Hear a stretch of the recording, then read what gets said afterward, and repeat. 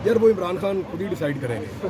अच्छा, मौलाना फजल रहमान साहब का जो इल्हाक हुआ रात को पीडीएम, देखिए ये दोनों ना एक दूसरे की ज़रूरत बने हुए हैं इस वक्त। ये अननेचुरल है जो पाकिस्तान तहरीक इंसाफ का और फजल रहमान साहब का अगर इल्हाक हो जाता है तो याद रखिएगा ये नेचुरल अलाइंस नहीं है, या ये इस तरह का अलाइंस नहीं जिस पे आपको लगे कि ये हो सकता था या ये मुमकिन है या ये चल सकता है।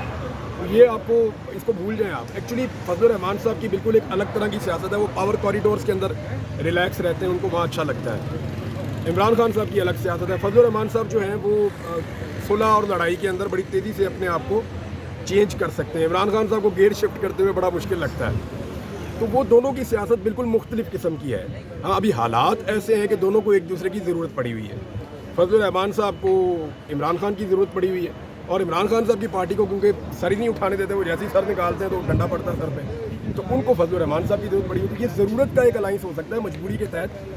ये कोई नेचुरल चीज़ नहीं है, ये कभी भी इकट्ठे इलेक्शन भी नहीं लड़ पाएंगे। सर 30 को दोबारा तारीख है, इमरान खान साहब ने कहा कि मेरा मैच है। इमरान खान साहब अपनी पेशी को मैच समझ रहे हैं, वो एंजॉय कर रहे हैं। मेरे ख्याल में उन्होंने जो पिछली झलकियाँ चली हैं मैच की उसको बहुत एंजॉय किया उन्होंने। परवेज़ इलाही की रिहाई को कैसे देखते हैं, क्योंकि ऐसा लग रहा है कि शायद स्टैब्लिशमेंट कोई स्पेस देना चाह रही है, कोई कनेक्टिविटी बहाल हो, कोई राब्ते बहाल हों। 10 महीने बंद करके पसलियाँ तोड़ के बंदे का बेड़ा गर्क करके जाली केसों में अब अगर वो छूट गया तो आप उसको डील कहते हैं, तो फिर आपको निज़ाम इंसाफ के ऊपर तो बहुत बड़ा एलिगेशन है आपका ये। अच्छा, मुझे ये बताइए, जज साहब ने जो अहमद साहब केस में जो रिमार्क्स हुई उसके बाद बहुत सी प्रेस कॉन्फ्रेंस की गई उन हवाले से, इस पर क्या कहना चाहेंगे आप?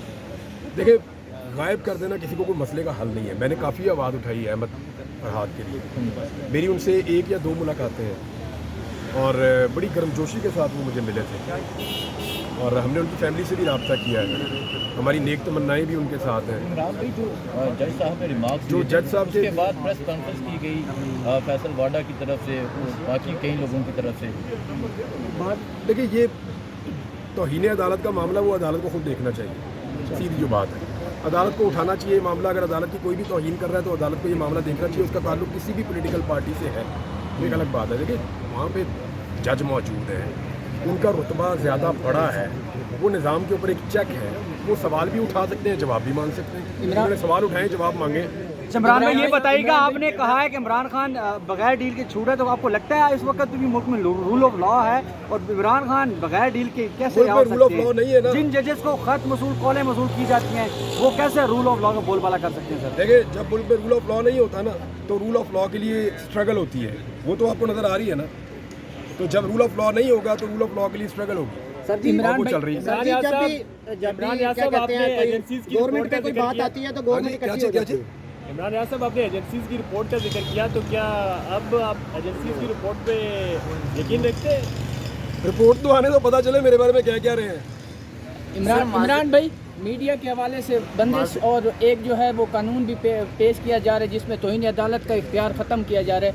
क्या कहते हैं, क्या कैसे देखते हैं इस कानून को, और मीडिया की जो है एक दफ़ा फिर गला घोंटा जा रहा है? देखिए, मैं आपको एक चीज़ बताऊँ, ये जो सॉल्यूशंस है ना, ये एडहॉक किस्म की चीज़ें हैं और ये कॉस्मेटिक्स हैं जो सामने आ रहे हैं। ये जिन लोगों से ये करवाया जा रहा है ना, एक पर्ची के ऊपर, ये जो पंजाब और वफाकी हुकूमत है, एक पर्ची के ऊपर कानून बनाने में जुट जाते हैं। ना इनकी ये काबिलियत है, ना इनकी ये अहलियत है, ना इनको इतनी समझ है। इनके बारे में सभी जानते हैं, सबको पता है कि इनकी काबिलियत क्या है।